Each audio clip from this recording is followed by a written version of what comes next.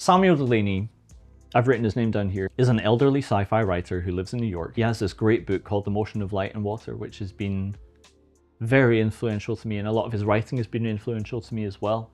And when my writing is transgressive or touches taboos or it's disgusting, I always just defer back to him because he's made these amazing books from like the 60s when you're like, mate, you can't say that. And actually he wrote books in the 60s that did, like he wrote a book called Hogg, which I'm not recommending to you. Anyone who knows about it will know what it's about. I can't even say what it's about in the video without getting, I don't know, it's just, it's horrendous, beautifully horrendous.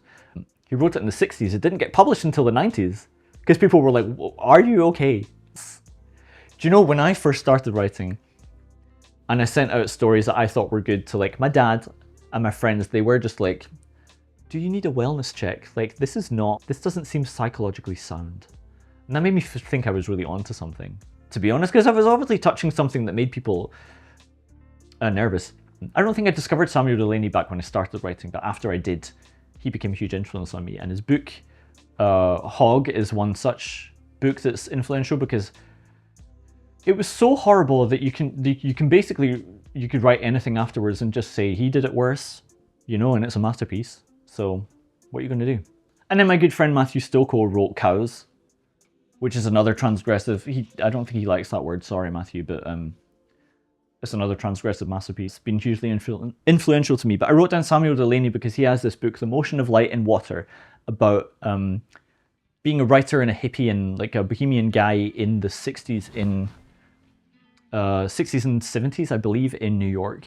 That is the lifestyle of somebody who thought about everything from first principles, for better or worse. You know, they talk about people whose mind is so open that their brains fall out their head. There's a little bit of that in there. There's certainly some things that you would go, that's not okay, but you met that person and what they were saying with the mindset that you were going to decide for yourself, despite whatever anything else anyone had ever said about them or what they were doing, and you were going to decide if that was okay. When really he sits and talks to people where you're like, I wouldn't give that guy the time, I would get the hell out of that bar. I would not be sitting talking to that guy trying to figure out why he does the things he does. I would just, having heard what they are, I would run screaming. But this is why he's such a great writer and artist, I think, is because he would sit and be curious and unafraid of people and find out how they ticked and find out things that people were too afraid to talk about. And then that goes into his writing.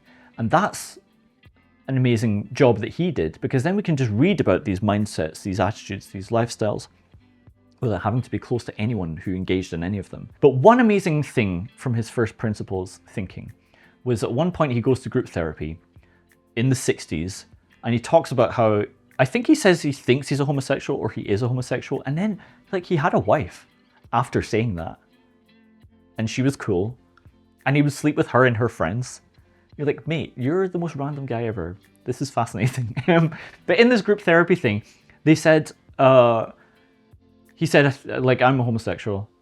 And they were like, oh, you need a special type of therapy for that because you can't be that. And in the therapy session, he was like, oh shit, I don't know about that. Let me go home and think about it. And then he went home and sat and thought about it. Society thinks that this is, I don't know what they thought of it, like antisocial mental disorder, probably something like that.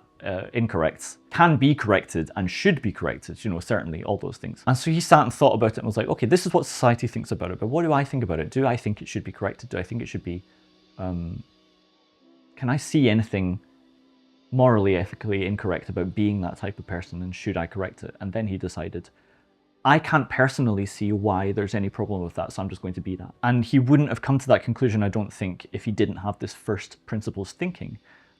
And I think that is the job of an artist. When it comes to George Saunders' new novel just came out yesterday, I know that he meets every new story as if it's a new story that needs an entirely new type of construction. And this is why I know this is going to be good, even though I was too tired to read even 10 pages of it last night.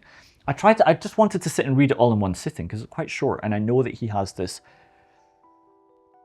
transcendence in his work and also has this value, this strong value of kindness. So he's another icon of mine. So is David Lynch, who talked about, I I think I talked about him already, about the common sense nature of being kind to people to get good work out of them, but it isn't common sense. I mean, common sense is not common sense. It's not common, even though it should be.